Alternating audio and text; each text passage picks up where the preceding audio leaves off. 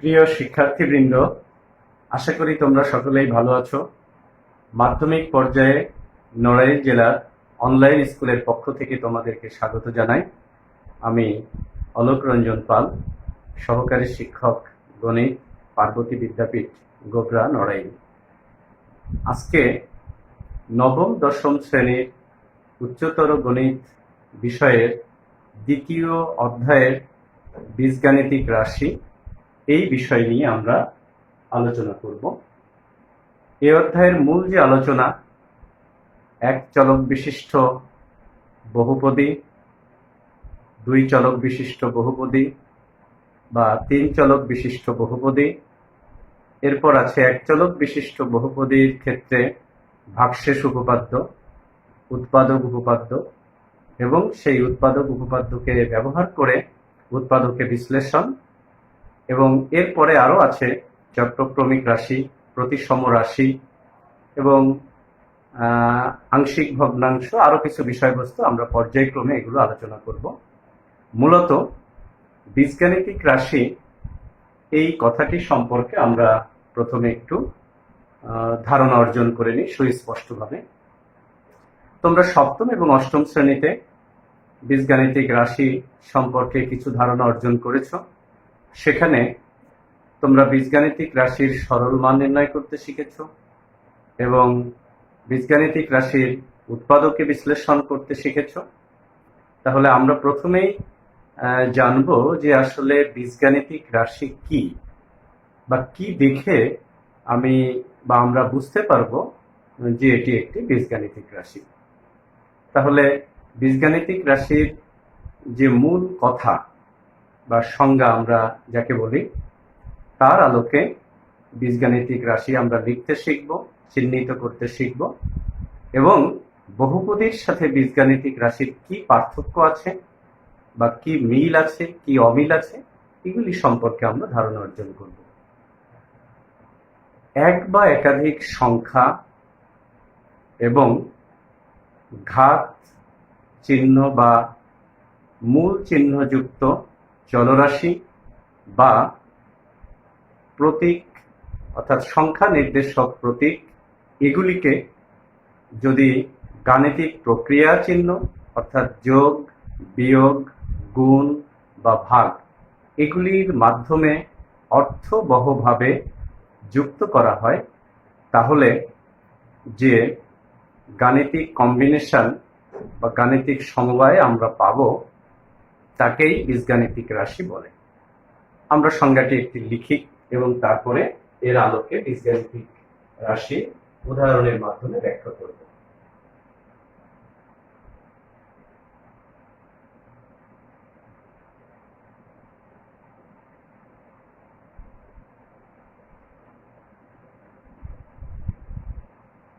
এক বা একাধিক সংখ্যা, ঘাত বা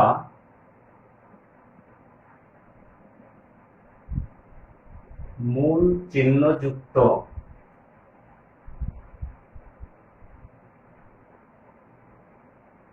চলরাশি বা সংখ্যা নির্দেশক প্রতীক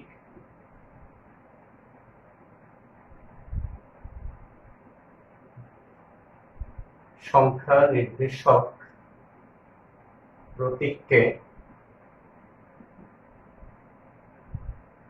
গাণিতিক প্রক্রিয়া চিহ্ন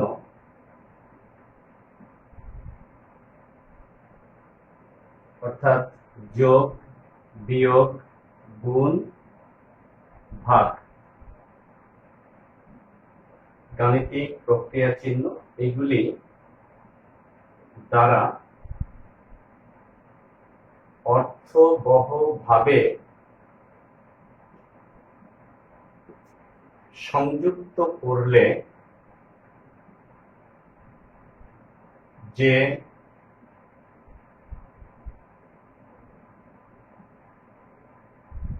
গাণিতিক সমবায় বা কম্বিনেশন বলা যায়,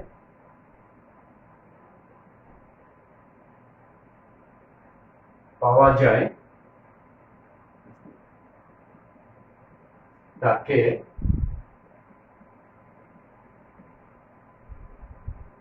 বীজগাণিতিক রাশি বলে। এর ইংরেজি নাম অ্যালজেব্রিক এক্সপ্রেশন। তাহলে আমরা একটু কথাটির আলোকে বীজগাণিতিক রাশি কিভাবে লেখা যায় সেই সম্পর্কে ধারণা অর্জন করি। এক বা একাধিক সংখ্যা, অর্থাৎ বীজগাণিতিক রাশিতে এক অথবা একের অধিক সংখ্যা থাকতে পারে।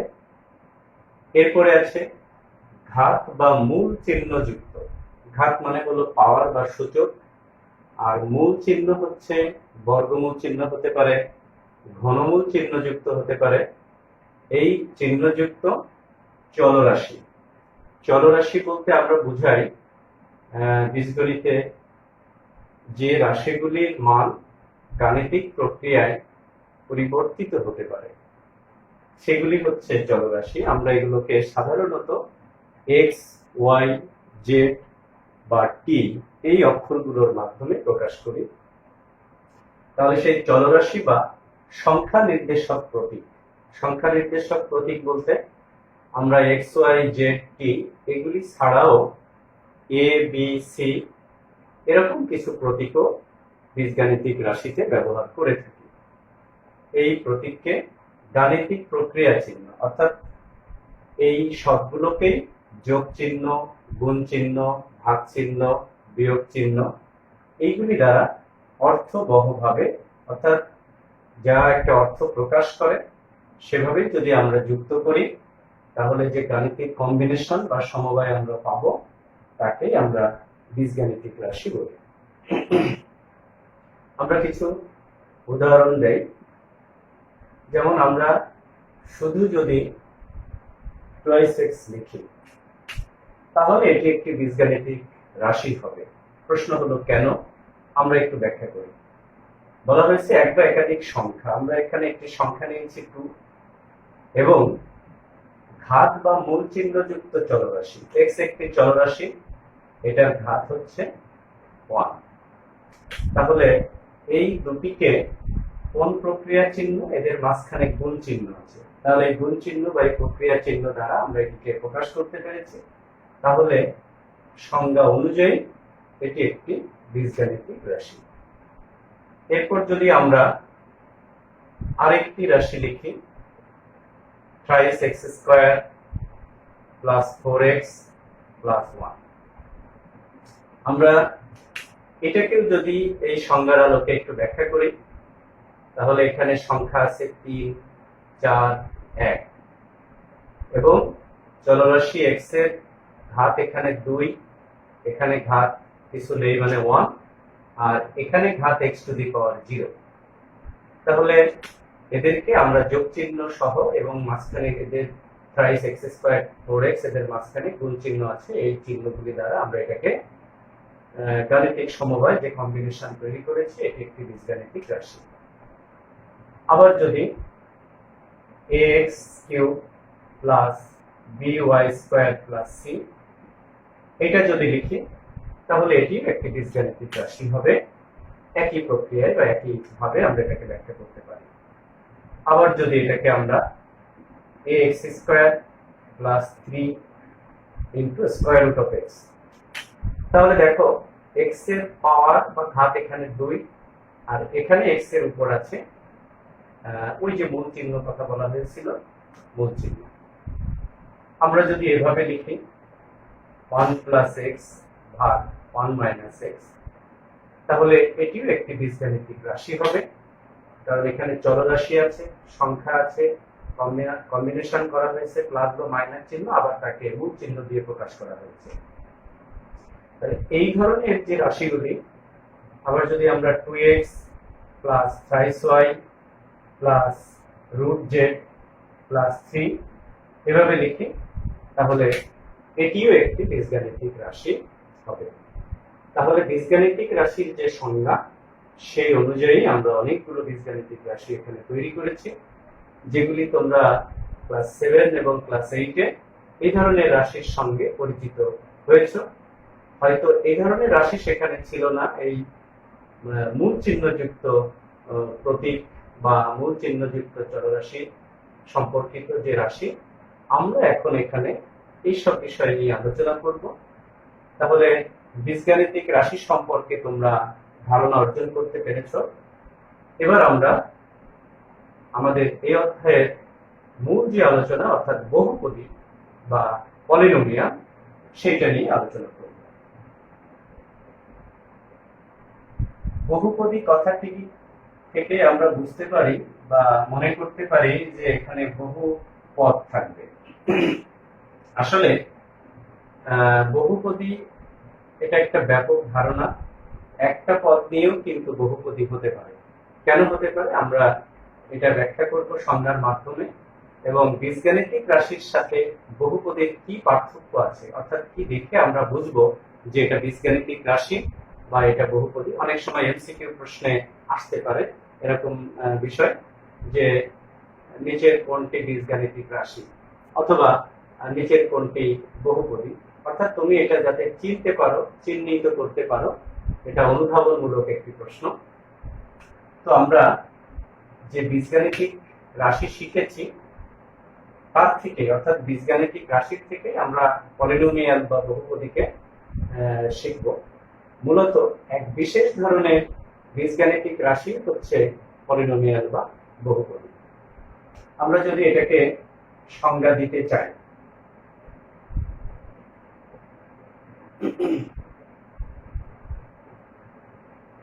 বহুপদী বা পলিনোমিয়াল, এখানে আমরা যে চলক এবং ধ্রুব সংখ্যা দুটো কথা একটু বলে নিই।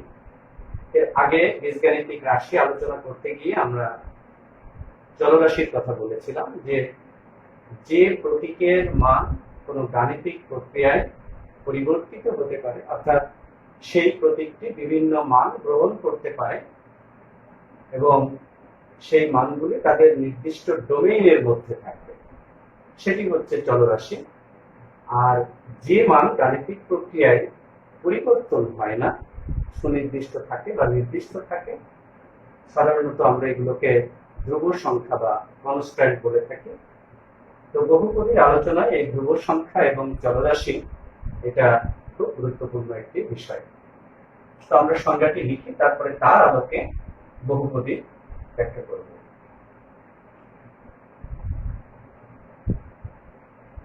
অঋণাত্মক, অঋণাত্মক শব্দের অর্থ হচ্ছে যে ঋণাত্মক নয় যেগুলি, অর্থাৎ ধনাত্মক হতে পারে আবার শূন্য হতে পারে। অঋণাত্মক পূর্ণ সংখ্যা বা পূর্ণ সাংখ্যিক, তাই লিখি অঋণাত্মক পূর্ণ সাংখ্যিক ঘাত বিশিষ্ট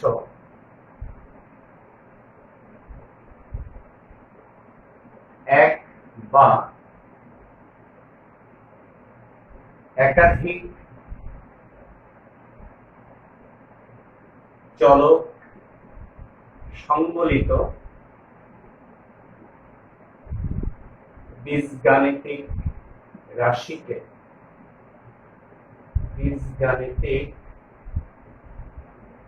রাশিকে বহুপদী বলে। দেখো, অঋণাত্মক পূর্ণ সাংখ্যিক ঘাত বিশিষ্ট, তাহলে অঋণাত্মক কথাটির মানে হলো হয় সেটি ধনাত্মক হবে অথবা শূন্য হবে, ঋণাত্মক সংখ্যা হবে না। তাহলে পূর্ণ সংখ্যা মানে 1, 2, 3, 4, 5, 6 এভাবে যে পূর্ণ সংখ্যাগুলি আমরা পাই তার সাথে আমরা শূন্যকেও নিতে পারি, অর্থাৎ শূন্য থেকে শুরু করে 1, 2, 3, 4 এভাবে যে পূর্ণ সংখ্যাগুলো পাই, সেই সংখ্যাগুলোকে যদি আমরা ঘাত হিসাবে নেই, অর্থাৎ এই পূর্ণ সাংখ্যিক ঘাত বিশিষ্ট এক বা একাধিক চলক সংবলিত, অর্থাৎ একটি চলকও থাকতে পারে আবার একাধিক চলকও থাকতে পারে। একটি চলক থাকলে তাকে এক চলকের বহুপদী বলা হবে, একাধিক চলক দুটি থাকলে তাকে আমরা দুই চলকের বহুপদী বলবো, তিনটি চলক থাকলে আমরা তিন চলকের বহুপদী বলবো। আমাদের এই অধ্যায়ে এক চলকের বহুপদী বা দুই চলকের বহুপদী বা সর্বাধিক তিন চলকের বহুপদী নিয়ে আমরা আলোচনা করব। তাহলে এই চলক সংবলিত বীজগাণিতিক রাশিকে বহুপদী বলা হয়। দেখো, বীজগাণিতিক রাশি যখন আমরা আলোচনা করেছিলাম তখন সেখানে ঘাত পূর্ণ সংখ্যা হতে পারত, আবার মূল চিহ্নযুক্ত অর্থাৎ বর্গমূল চিহ্ন বা ঘনমূল চিহ্নযুক্ত চলক থাকতে পারত বীজগাণিতিক রাশিতে। কিন্তু এখানে কি বলা হয়েছে, অঋণাত্মক পূর্ণসাংখ্যিক ঘাত হবে, অর্থাৎ শুধুমাত্র পাওয়ার বা ঘাত যেটা হবে সেটা শূন্য হতে পারে অথবা ধনাত্মক পূর্ণ সংখ্যা হবে 1 2 3 ইত্যাদি। এরকমের ঘাত যদি থাকে, একটি চলক থাকতে পারে, দুইটি চলক থাকতে পারে, তিনটি চলক থাকতে পারে আমাদের এই পর্যায়ে যে আলোচনা। তাহলে আমরা একটি উদাহরণ দেই, তাহলে বিষয়টি ক্লিয়ার হবে। আমরা আগে যে উদাহরণটি দিয়েছিলাম সেটাকেই লিখি, 5x² + 4x + 1। দেখো, এখানে যে পাওয়ার আছে বা ঘাত আছে x এর, এটা পূর্ণ সংখ্যা, ধনাত্মক পূর্ণ সংখ্যা 2 সর্বোচ্চ। এরপরে এখানে কিছু নেই, মানে x এর ঘাত আমরা 1 ধরতে পারি, আর এই জায়গায় কিছু নেই, মানে x⁻0 ধরা যেতে পারে। তাহলে আমরা যে কথাটি বলেছি যে অঋণাত্মক পূর্ণসাংখ্যিক ঘাত, তাহলে এখানে সবগুলো ঘাতই আছে চলরাশির অঋণাত্মক পূর্ণ সংখ্যা, এবং একটি চলক x এখানে নেওয়া হয়েছে। আর বীজগাণিতিক রাশিতে তো সংখ্যা নির্দেশক প্রতীক বা সংখ্যা থাকার সুযোগ ছিল, তাহলে আমরা বীজগাণিতিক রাশি যখন বলেছি তাহলে 3 4 1 এগুলোকে এই গাণিতিক চিহ্ন প্লাস এগুলি দ্বারা কম্বাইন করা হয়েছে। সুতরাং এটি একটি বীজগাণিতিক রাশি, আগে শিখেছিলাম। আবার দেখো, এটি একটি বহুপদী বা পলিনোমিয়াল। তাহলে আরো একটি উদাহরণ আমরা দেই, x⁴ - 5x³ + 2x - 1। আমি ধরে নিলাম যে এটি একটি বীজগাণিতিক রাশি, কারণ আগের সূত্র অনুযায়ী বা শর্ত অনুযায়ী সেটা বীজগাণিতিক রাশি। এবং এই রাশিতে যে ঘাতগুলি আছে 4 3 1 এবং এখানে নেই, মানে x⁴। তাহলে সবগুলি ঘাতই হচ্ছে পূর্ণসাংখ্যিক ঘাত। সুতরাং এটিও একটি পলিনোমিয়াল। এখানে একটি চলক আছে, তাই আমরা এটাকে এক চলকের বহুপদী বলি। এখন এই বহুপদীকে প্রকাশ করে থাকি আমরা সাধারণত p দিয়ে ব্র্যাকেটের মধ্যে x চলক লিখি। কেন x চলক লিখলাম? যদি এটা x চলকের বহুপদী হয়, অর্থাৎ পলিনোমিয়াল থেকে আমরা প্রথম অক্ষর p নিয়েছি এবং পলিনোমিয়াল অফ x অর্থাৎ x চলকের বহুপদী, তাহলে এটাকেও আমরা বলবো পলিনোমিয়াল অফ x বা x চলকের বহুপদী। এখন শুধু কি আমরা p প্রতীক ব্যবহার করব? না, যদি একই অঙ্কে একাধিক বহুপদীকে আমরা কাজে লাগাতে চাই বা অনেক সময় করতে হবে, তখন এটাকে আমরা p অফ x সংক্ষেপে বলি বা পলিনোমিয়াল অফ x। আমরা এটাকে q অফ x, এটাও পলিনোমিয়াল প্রকাশ করবার রীতি। তাহলে এক্ষেত্রেও আমরা যদি 2x³ - 3x² + 1 এটা লিখি, তাহলে এটাও একটি বহুপদী হবে। তাহলে দেখো, মূল পার্থক্যটা হচ্ছে বীজগাণিতিক রাশিতে x এর ঘাত বা চলরাশির ঘাত পূর্ণ সংখ্যা হতে পারে, আবার ভগ্নাংশ মানও হতে পারে, অর্থাৎ মূল চিহ্নযুক্ত হতে পারে, ঋণাত্মক মানও সেখানে আসতে পারে। বাট এখানে কোনো অবস্থাতেই ধনাত্মক পূর্ণ সংখ্যা ছাড়া ঋণাত্মক পূর্ণ সংখ্যা আসতে পারবে না, বা ভগ্নাংশ অর্থাৎ মূল চিহ্ন, ভগ্নাংশ ঘাত বা মূল চিহ্নযুক্ত যে চলরাশি সেটাও থাকতে পারবে না। তাহলে আমরা আরেকটি উদাহরণ দেই, যে x³ + √3 * x + √z এইটা যদি লিখি, তাহলে এটাকে আমরা কি বলবো? পলিনোমিয়াল বলবো নাকি বীজগাণিতিক রাশি বা বহুপদী বা পলিনোমিয়াল দুটাই বলতে পারি। আমরা একটু ব্যাখ্যা করি। প্রথমে চলরাশি x এর পাওয়ার আছে, ধনাত্মক পূর্ণ সংখ্যা 3, ওকে। আর এটা তো একটি সংখ্যা, বাস্তব সংখ্যা, এটা থাকতে পারে, কারণ চলরাশির উপরে বর্গমূল চিহ্ন নয়, এটা একটা সংখ্যার উপরে থাকতেই পারে। x এর পাওয়ার 1, বাট এইখানে আমরা যদি পাওয়ার মানে এটাকে বর্গমূল চিহ্নের বদলে আমরা পাওয়ার যদি হাফ লিখি, তাহলে দেখো এই শর্ত এর সাথে মিলছে না। কেন মিলছে না? চলরাশির ঘাত হতে হবে পূর্ণ সংখ্যা, এটা ঠিক আছে, এইটা ঠিক আছে, বাট এইখানে গিয়ে আমরা চলরাশির ঘাত পাচ্ছি ভগ্নাংশ মান, তাহলে এটা কোনো অবস্থাতেই বহুপদী হবে না। তাহলে এটা কি হবে? এটা বীজগাণিতিক রাশি হবে, কিন্তু বহুপদী হবে না। তাহলে আশা করি আমরা বহুপদী এবং বীজগাণিতিক রাশির মধ্যে পার্থক্য কোথায় আছে এটা বুঝতে পারবো। আরো দু একটা উদাহরণ দিয়ে আমি বিষয়টিকে ব্যাখ্যা করতে চাই। আমরা এই ধরনের রাশির ব্যবহার বীজগণিতে অনেক করে থাকি বা এরকম। তাহলে এইটাকে যদি আমরা সংক্ষেপে সূচক 1/x 1/x স্কয়ার কে সূচক আকারে যদি লিখি, তাহলে x টু দি পাওয়ার -1 পাবো এবং x টু দি পাওয়ার -2 পাবো। তাহলে এখানে একটি চলক আছে x, ঠিক আছে, প্রথমটার সূচক বা ঘাত হচ্ছে +2, দ্যাট ইজ পূর্ণ সাংখ্যিক ধনাত্মক পূর্ণ সংখ্যা, এটার সাথে মিলছে, বাট এইটা এবং এইটা মিলছে না, কারণ এখানে ঋণাত্মক পূর্ণ সংখ্যা -1, এখানে ঋণাত্মক পূর্ণ সংখ্যা -2। তাহলে এটি বীজগাণিতিক রাশি হবে, কিন্তু বহুপদী হবে না। তাহলে আরো একটি উদাহরণ দেওয়া যাক, 1 + x² ডিভাইডেড বাই x। আমরা যদি এইটাকে ব্যাখ্যা করতে চাই, তাহলে এটা কি হবে? বীজগাণিতিক রাশি এবং বহুপদী দুইটাই হবে কি? দেখো, এটাকে ভেঙে লিখলে 1/x যোগ x²/x, তাহলে 1/x + x, তাহলে কি দাঁড়ালো? x + x to the power -1। 1/x কে x টু দি পাওয়ার -1 সূচকের নিয়ম অনুযায়ী, এবং এখানে থাকছে x।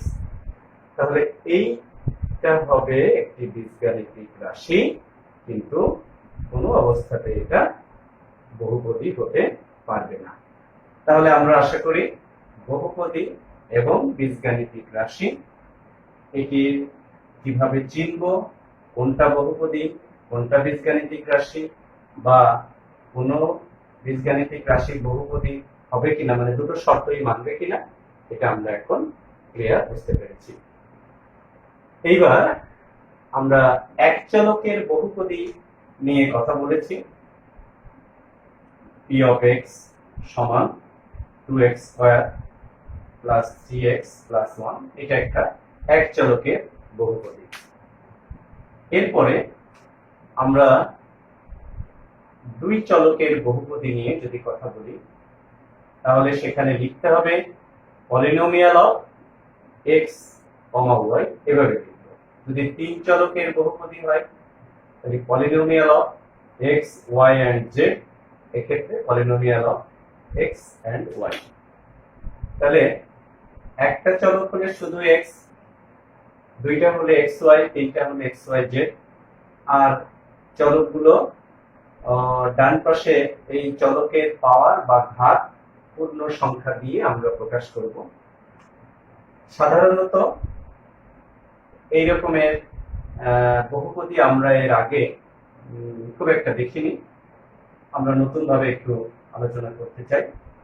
x² যোগ ax² যোগ bxy যোগ cy²। দেখো, আমরা এখানে a b c এই তিনটা সংখ্যা নির্দেশক প্রতীক হিসেবে ব্যবহার করেছি। এখন যদি এর স্থলে আমরা 2 বসাই, বি এর স্থলে আমরা যদি 3 বসাই, সি এর স্থলে কিছু নেই মানে 1, তাহলে এই 2, 3 বা 1 এগুলিকে আমরা বলি সহগ, এবং এই x এর পাওয়ার 2, এখানে x এর পাওয়ার 1, এখানে y এর পাওয়ার 1, এখানে y এর পাওয়ার 2। তাহলে এখানে এক্স এবং ওয়াই দুইজনকে মানে দুটোকেই আমরা চলরাশি হিসেবে ঘোষণা করে দিয়েছি, that is P of X comma Y. তার মানে কি এক্স এবং ওয়াই দুটোই এখানে চলক। তাহলে এক্স এবং ওয়াই ব্যতীত আর যেগুলি আছে এটা হলো প্রথম পদের সহগ, এটা এক্স ওয়াই এই পদের এই চলকের সহগ, এখানে ওয়াই স্কয়ারের সহগ হলো 1। আমরা যদি তিন চলকের বহুপদী লিখি, এরকম একটা বহুপদী আছে বইতে, আমরা X cube plus Y cube plus Z cube minus 3xyz। তাহলে দেখো এখানে x পাওয়ার 3, এখানে y পাওয়ার 3, z পাওয়ার 3, x y z প্রত্যেকে পাওয়ার 1। তাহলে সবাই পূর্ণ সংখ্যা, সুতরাং এটি একটি তিন চলকের বহুপদী যেখানে চলক আছে x y z তিনটা। আর এটা আমরা আগে যেটা লিখেছিলাম একটি মাত্র চলক এবং তার প্রত্যেকটি চলকের প্রত্যেকের ক্ষেত্রে চলকের ঘাত পূর্ণ সংখ্যা অথবা শূন্য। সুতরাং আমরা পলিনোমিয়াল বা বহুপদীর যে সংজ্ঞা শিখেছি সেই আলোকে আমরা এগুলিকে ব্যাখ্যা করতে শিখলাম। এখন প্রত্যেকটি এক চলকের বহুপদীর পদের চেহারা একটা নির্দিষ্ট রুল মেনে চলে, সেটা হলো C X to the power P. আমরা যদি ধরে নিই সি হচ্ছে তার সহগ, পি হলো সূচক বা ঘাত যেটা ধনাত্মক পূর্ণ সংখ্যা, আর এক্স হচ্ছে চলরাশি। আমরা যদি 2x² কে এই আলোকে ব্যাখ্যা করি তাহলে সি সমান এখানে আমরা কত পাবো, সি এর জায়গায় আছে 2 এবং পির জায়গায় কত আছে, ধনাত্মক পূর্ণ সংখ্যা 2। তাহলে প্রথম পদের ক্ষেত্রে আমরা এগুলি পেলাম। ঠিক একইভাবে যদি দ্বিতীয় পদের ক্ষেত্রে যাই তাহলে এখানে সি এর স্থলে আছে 3 এবং পি এর স্থলে আছে কিছু নেই মানে 1, তাহলে আমরা এটা পেলাম। এবং শেষে যে 1 আছে এই 1 ইনটু আমরা এটাকে লিখতে পারি এক্স টু দি পাওয়ার 0। তার মানে কি সি এর স্থলে আছে 1 এবং পি এর স্থলে আছে 0। তাহলে এক চলকের বহুপদীর প্রত্যেকটি পদের চেহারা হবে C X to the power P এই আকারে। ক্লিয়ার সবার কাছে? এখন যদি আমরা দুই চলকের বহুপদীর পদগুলি কেমন হবে সেটা দেখতে চাই, তাহলে দুই চলকের বহুপদীর পদগুলি হবে c into x to the power p এবং y to the power q. খুব ইন্টারেস্টিং ব্যাপার। আমরা এই পদের সাথে এখানে দুই চলকের বহুপদীর পদগুলিকে একটু তুলনা করতে চাই। আমরা যদি প্রথম পদ 2x² এর সাথে এটাকে তুলনা করতে চাই তাহলে সি এর স্থলে আছে 2, আমরা পেয়ে গেলাম x to the power p। তাহলে x টু দি পাওয়ার 2 মানে p এর স্থলে আছে 2। এখন দেখো y two the power q, এখানে কিন্তু এর সাথে তুলনা করতে গেলে আমরা y পাচ্ছি না, তাহলে পাচ্ছি না মানে y টু দি পাওয়ার 0 লেখা যাবে, সো q সমান হবে এখানে 0। ঠিক একইভাবে আমরা থ্রাইস xy এইটাকে যদি এর সাথে তুলনা করি তাহলে c সমান কত পাবো, 3 এবং x এর পাওয়ার p, এখানে কিছু নেই মানে 1, তাহলে p সমান পাবো 1 এবং q সমান এটাও 1। তাহলে দ্বিতীয় পদকে আমরা তুলনা করে ফেলেছি, আশা করি এটা তোমরা পারবা। এখানে c এর মান 1, p এর মান 0, কারণ x টু দি পাওয়ার 0 ওটা নেই, y এর পাওয়ার হচ্ছে 2 অর্থাৎ q এর মান হলো 2। তাহলে আমরা দুই চলকের বহুপদীর পদগুলির চেহারা কেমন হবে এবং তার সাথে তার পদগুলিকে তুলনা করে সি, পি এবং কিউ এর মান হিসাব করতে শিখেছি। এগুলি কিন্তু এমসিকিউ টাইপ কোশ্চেন হিসাবে থাকতে পারে, অনেক সময় থাকে। এটাকে যদি আমরা দেখি তিন চলকের বহুপদীর প্রত্যেকটি পদের চেহারা হবে C X to the power P, Y to the power Q এবং Z to the power R, অর্থাৎ তিনটা চলক থাকবে, তার সাথে সহগ হিসাবে সি থাকবে। আমরা প্রথম পদের সাথে যদি তুলনা করি তাহলে x³ এখানে কোনো সহগ নেই, দ্যাট ইজ এখানে আমরা ধরতে পারি 1 তাহলে সি এর মান হলো 1, X to the power P অর্থাৎ পি এর মান হলো 3, Y to the power Q অর্থাৎ কিউ এখানে নেই অর্থাৎ 0, এবং আর এর মান এইটাও 0। তাহলে ওয়াই কিউ এটাকে যদি আমরা এর সাথে তুলনা করি তাহলেও সেই একই কথা, সি সমান 1, পি সমান এবার 0, কিউ সমান 3 এবং আর সমান 0। আশা করি তোমরা এই পদের ক্ষেত্রেও এই আদর্শ পদের সাথে তুলনা করে সি এর মান, পি এর মান, কিউ এর মান এবং আর এর মান নির্ধারণ করতে পারলাম। তাহলে বহুপদী এবং তার পদগুলির রূপ কেমন হবে, কিভাবে আমরা তার সহগ এবং সূচক হিসাব করব সেটা জেনে নিলাম। এখন যে বিষয়টি আমাদের শেখা দরকার, বহুপদীর আদর্শ আকার বা স্ট্যান্ডার্ড ফর্ম বলে একটি কথা আছে। এটা এক চলকের বহুপদীর ক্ষেত্রে হতে পারে, দুই চলকের বহুপদীর ক্ষেত্রে হতে পারে, তিন চলকের বহুপদীর ক্ষেত্রে হতে পারে। এক চলকের বহুপদীর ক্ষেত্রে এটা খুবই সহজ ব্যাপার। আমরা যখন কোনো এক চলকের বহুপদীকে লিখব আদর্শ আকারে, তখন ওই চলক যেটা দেওয়া থাকবে তার সর্বোচ্চ ঘাত বা সর্বোচ্চ পাওয়ার যুক্ত পদকে লিখতে হবে প্রথমে, এবং এরপরে ওই ঘাত বা পাওয়ার বা সূচকের নিম্ন ক্রমে আমরা এটাকে সাজিয়ে লিখব।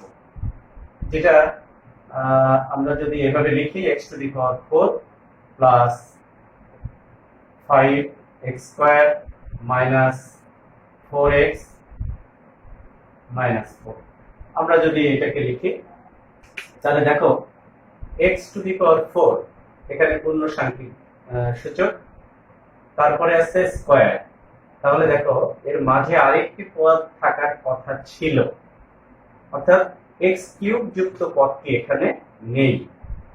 তাহলে আমরা যদি 4 এর পরে 3 না থাকে তাহলে